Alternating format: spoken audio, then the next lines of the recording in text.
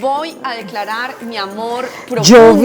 Yo vi. Mi amor profundo por una rola, pero rola así bogotana, pero que amamos en Medellín, que ama Medellín, María José Castaño. Y que soy casi paisa, o estoy haciendo el pasaporte paisa por lo menos. Silvi ya llevo No. en el trámite como 6 años, ya monto en bicicleta, digo palabras paisas, pero ya casi me adoptan, ¿cierto? Los paisas, no te preocupes porque es que los paisas somos tan berracos que nacemos donde nos da la gana. Yo nací en Perú, por ejemplo.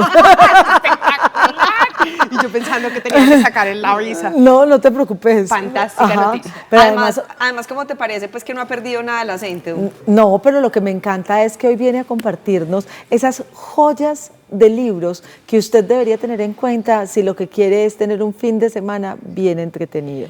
Yo les voy a decir que yo a Majo la conozco hace ya unos años. Eso veo. Es una mujer muy experta en los temas de reputación y de comunicaciones. Entonces, cuando yo trabajaba en Sura, que estaba en la dirección de comunicaciones también, trabajaba con Majo porque era, digamos, nuestra gran asesora en esas temáticas en una empresa muy importante. Pero adicional, Majo es una apasionada por los libros, es una lectora empedernida y tiene un podcast que... síganlo, por favor, porque es que es la mejor manera de recomendar libros. Se llama Biblioteca Personal y es un lujito, es una joyita. Muchísimas gracias. Ay, no, me encanta, pero antes de entrar a hablar de libros, yo hoy llegué en serio, no le voy a decir más chisme porque es pura labor periodística e investigativa. Me encanta. Y quiero saber de dónde nace tu pasión y tu amor por los libros, porque es que los libros en muchos de los casos, como por ejemplo en el mío, son pasiones heredadas. Claro. Casi siempre son heredadas. A mí me pasó algo muy particular. Cuando yo era niña era muy diferente, era muy particular y mi tía estaba muy preocupada por mí y le dijo a mi mamá, ¿sabes qué, Carmen? Yo creo que María José debería tener un mundo interior. Y ella empezó a regalarme libros desde muy chiquita, 9, 10 años, y me regalaba Torre Amarilla, Torre Roja. Esto es una norma que eran unos libros de Franz llegó al colegio, Franz tiene una novia, Franz se exentó. Y yo veía a mi tía leer embebida, apasionada, y ella me llevaba a las librerías y me decía, escoge lo que quieras. En mi casa había escasez de todo, pero de libros no. Igual que en mi casa, así ha sido con mis hijos, eso es hermoso. Fantástico. Y yo veía a mi tía siempre fascinada, porque me quedaba muchos fines de semana con ella, embebida, obsesionada, encantada. Imagínense que mi tía se murió cuando yo tenía 13 años. Se murió de un cáncer fulminante. Pero me dejó la lectura. Después tuve otro momento que fue muy importante para mí y en el colegio teníamos una profesora y la profesora era una bruja, o sea, era una mujer así oscura, fumaba cigarrillo todo el día, tomaba café y nosotros le teníamos pánico. Pero pánico, terror, era una cosa aterradora esa señora. Pero esa señora entraba a clase, miren, y esa señora cogía un libro y cogía 100 años de soledad. Y esa señora empezaba a leer las escenas de las mariposas o las escenas de amor. Y miren, esa mujer se transformaba, esa mujer sentía. Y yo la miraba como embebida con la pasión y decía, yo quiero sentir eso. Y una cosa me enseñó Mario Mendoza, y es que la única forma de acercar a alguien a los libros es que uno tiene que estar enfermo.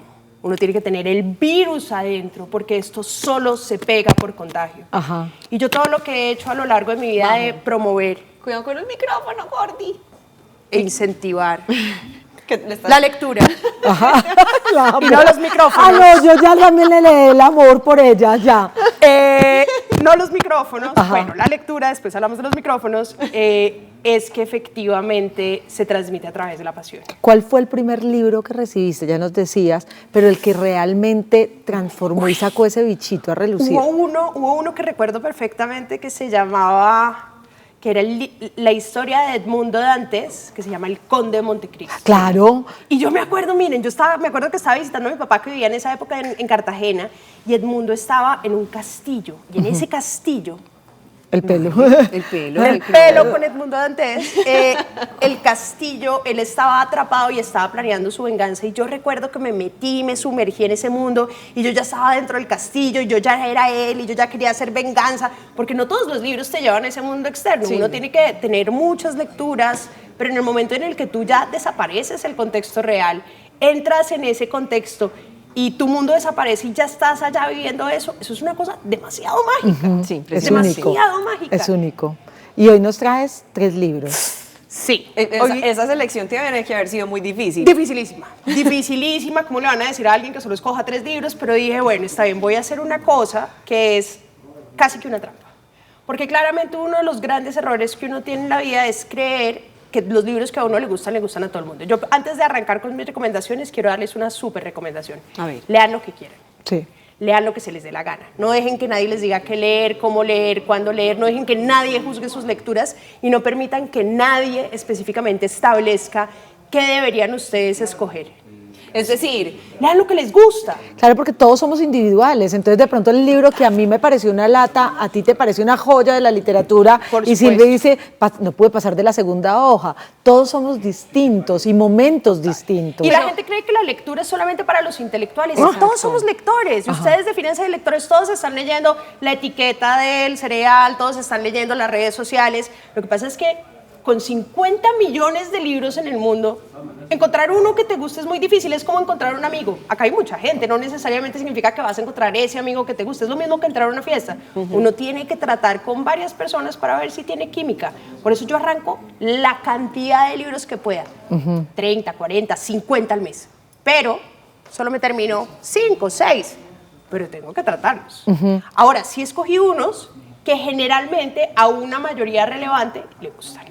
Es más, ahí hay un libro que llegó... Ya te vi con la cara de deseo de releerlo. No, Ya te vi. ya me lo leí y lo volví a leer nuevamente porque cuando llegó por primera vez a mi vida, mi papá estaba pasando sus últimos 13 días de vida. ¿Este? El de la insoportable levedad del ser. Por supuesto. Y para mí fue supremamente importante como compañía para esa transición Qué hermosura. de el trascender de mi papá. sí. Entonces me lo leí con 20 años y llegó a mi vida en esos 13 días, los últimos 13 días compartidos con papá. Me lo volví a leer luego a los 26, 27 años y me lo volví a leer hace 2 años nuevamente y es increíble que un mismo libro pueda tener mensajes tan distintos. No es el libro, es lo que uno. estás viviendo, eres tú también. Total. Y fíjate que hay libros que llegan exactamente en el momento que uno los necesita. Hay libros que llegan demasiado temprano, hay libros que llegan demasiado tarde, pero cuando exactamente uno encuentra ese libro que le da un sentido a la existencia, eso es magia.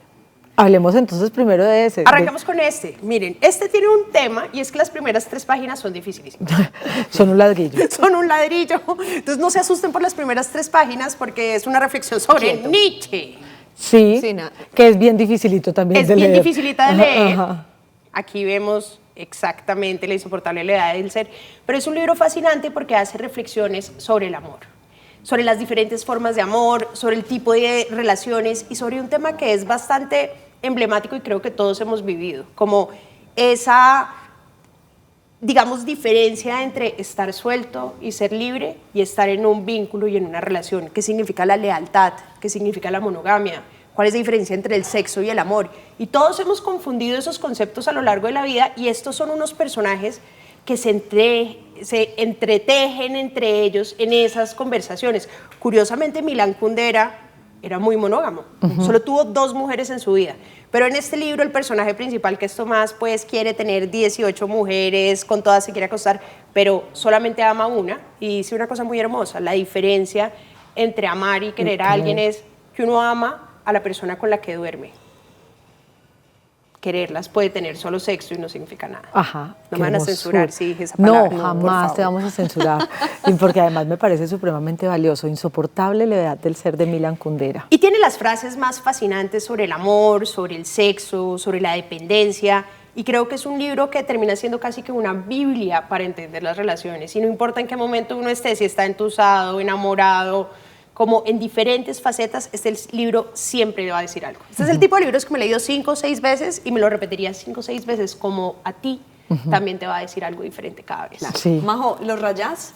Todos, por Ay, supuesto. me encanta, yo también. Miren, Gracias. totalmente rayado. Pero les voy a explicar por qué.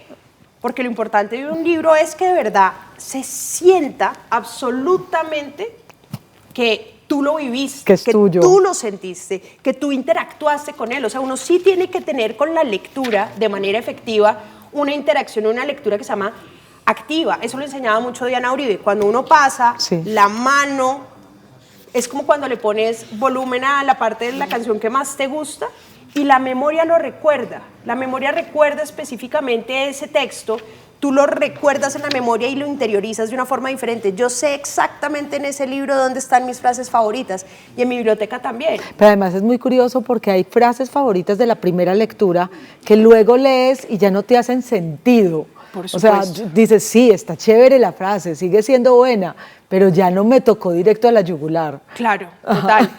Pero tu forma, digamos, de vincularte con esa lectura y con esa emoción, porque finalmente uno lee es para eso, para sentir, para reflexionar, para vivir esas vidas. Yo creo que otro de los Ese es libros otro. que más he rayado en mi vida, El amor en los tiempos del cólera. ¿Por qué?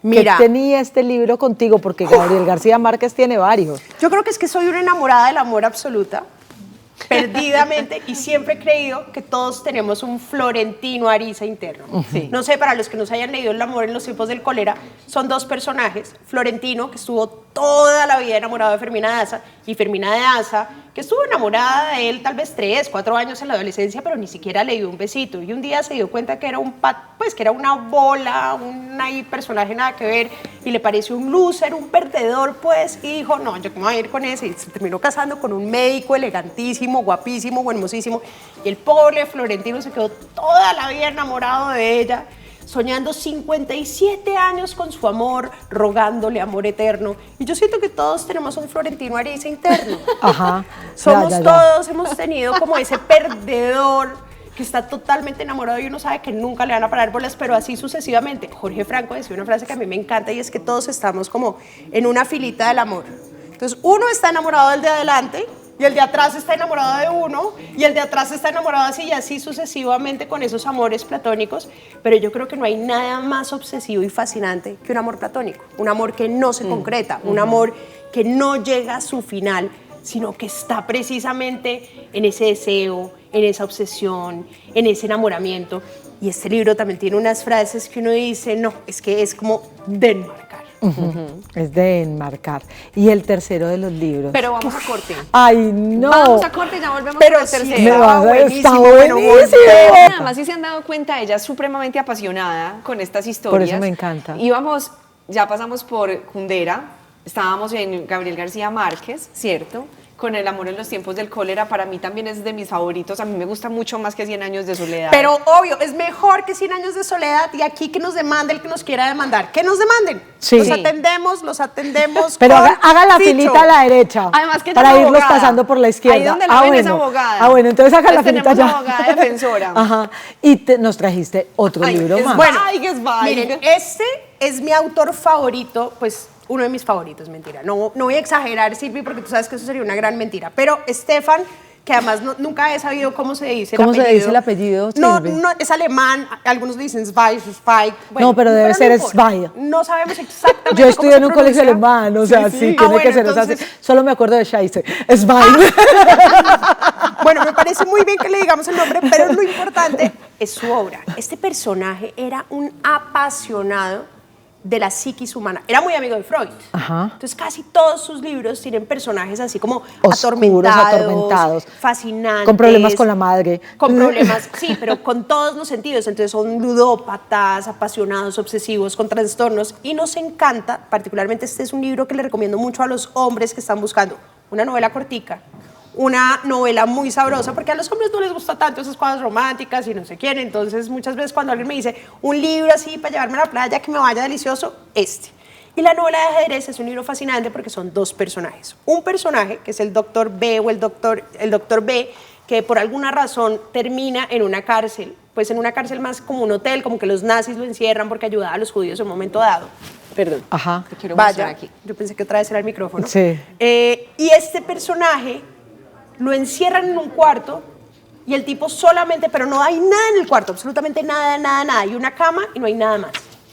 Y él se roba un libro y dice, fue pucha, qué emoción en este encierro va a poder leerme un libro. Y el libro era de ajedrez, de solo las mejores tiradas de ajedrez. Y el tipo que no tenía nada que hacer, se aprende todas las tiradas y empieza a alucinar con las tiradas y empieza a jugar con él mismo y se las empieza a soñar. O sea, es una cosa fascinante porque se vuelve loco. Y él nunca en la vida ha jugado y un día se encuentra en un crucero con el campeón del mundo del juego de ajedrez. Ajá. Y él que nunca ha jugado con ningún ser humano, porque además salió loco de esa cosa, casi que les toca, cuando por fin se acabó el nazismo, casi que les toca encerrarlo, se encuentra con este personaje y es un encuentro entre los dos. Pero es una novela de un exquisito. Ustedes no saben, o sea, la psiquis de los dos, o sea, y es una Además, historia en la muy simpleza sencilla. de la historia, eso te iba a decir, en la simpleza de la historia y en los pocos personajes, ¿cómo puede existir tanta complejidad? Y la hay toda, y es que hay una cosa que es muy importante, a mí no me importa hacer spoiler de los libros porque es que la historia no importa, lo que importa es cómo son está capaces contada. de contarla y de construir esa historia. Entonces Total. creo que él es uno de los grandes, y como esas hay bastantes, hay una que se llama Carta a una desconocida, que es, además a mí me la regaló como un amor, yo estaba súper enamorada de mi vecino, cuando tenía 18 años, del de arriba, Ajá. pero él me llevaba 10 años y nunca Ibas me en la paró fila, bolas. ibas en la fila. Sí, iba en la fila. Después alguna vez me dio un beso, pero no me quiso dar nada más. Pero bueno, el caso es que yo era la vecina enamoradísima. Y él, yo creo que de venganza o de pura picardía, me regaló esa novela. Y la novela es solo una carta que le escribe una vecina a un señor ya mayor y le Apenas cuenta para él. todo su enamoramiento, obsesionada, pues clásico como Florentino Ariza. No les digo que Sí. todos Sí. llevamos a Florentino interno. Y toda la vida, cómo había estado vinculada con él, cómo lo conoció, cómo se enredó con él, cómo hasta tuvo un hijo con él. Y él nunca ni siquiera se enteró ni quién era, ni no sé quién, como que se enredaba con ella algunas veces, pero como que X. Y es una cosa que uno dice, fue pucha, impresionante cómo alguien puede llegar a ser tan relevante en la vida de otra persona Sin que el otro uno sepa. ni siquiera saber que existe. Y muchas veces a algunos nos ha pasado, o otras veces uno ha sido el que ni lo miran, ni ni lo saben miran, que existe. sí. Por eso salgo en televisión, a ver si me Pero reconocen. eso es algo de la vida. Además de leer y de hacer este podcast, que ya tengo ganas de escucharlo porque me parece ya entretenido solamente con tenerte acá, ¿te gusta escribir a ti también o no escribes nada? Pues casi siempre escribo, como dice Silvia, para mis clientes, porque pues trabajo en una consultora de reputación y crisis, entonces me toca escribir muchas cosas comunicativas, pero tengo planeado en un próximo momento de vida, ya siento que he leído, yo siento que todos los grandes escritores primero han sido lectores, creo que ya he leído lo suficiente para escribir algo que a mí me gustaría leer. ¿Y qué te gustaría escribir? ¿En qué género? Hay una historia de amor, por supuesto, pero que cuestione el amor. Yo creo que estamos muy involucrados, yo creo que todos nos criamos, o particularmente yo que leí todas las novelas románticas, pues de verdad que me metí en la cabeza un montón de historias que yo hoy digo, no, hay que cruzar un poquito la realidad con la ficción. Claro. Y romper esos paradigmas. Y romper un poco Pero los seguir paradigmas. creyendo en el amor. María, Por supuesto. alguien debe estar en la casa diciendo qué nota lo que nos está diciendo. O sea, sí, claro, qué dicha que uno se teletransportara a estas historias, pero yo no tengo la costumbre, yo no soy capaz, o le quisiera incentivar esto a mis hijos. ¿Algún tip? Todos, Silvi, pero vamos a arrancar con los más sencillos. Primero, sí o sí que entendamos que leer es un hábito. Y para eso uno necesita desarrollar el hábito. Es como cuando tú vas a una maratón, Silvi. Tú no puedes salir a correr 10 kilómetros de una vez. Tú tienes que primero salir a la calle y caminar 2, caminar 3. Entonces, lo primero es busquen un espacio en el día. Hay gente que busca un espacio en la mañana porque tienen chiquitos y tiene que llevarlos al colegio. Entonces, yo tengo amigas que leen a las 5 de la mañana, se ponen a leer. Yo, por ejemplo, leo por la noche. Pero porque por la noche tiene un tip que además es adicional y es te baja, te ralentiza y te quita el estrés. El 80%, como uno se desconecta y el cerebro se desconecta, para dormir Pero mejor. a mí me pasa algo por la noche y es que si está muy bueno el libro, sueño toda la noche qué va a pasar al día siguiente cuando me despierto y vuelva a abrirlo. Pero Eso mejor, ese es es horrible. ideal. ¿Cómo te encontramos ya en tu podcast? Porque nos vamos bueno. y en tu Instagram, obviamente. Listo, en mi Instagram es @MariaJoséCastanoD Ajá. Y y el podcast se llama Biblioteca Personal en Spotify.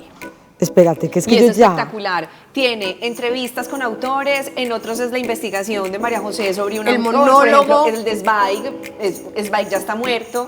Bueno, entonces disfrútenselo porque de verdad No, es una ya. muy buena oportunidad para leer. Yo pues me tengo que venir para donde ella No, porque yo la amo. no, de verdad, nos vemos el lunes. Me quedé con la cabeza estallada. Me encantó este libro.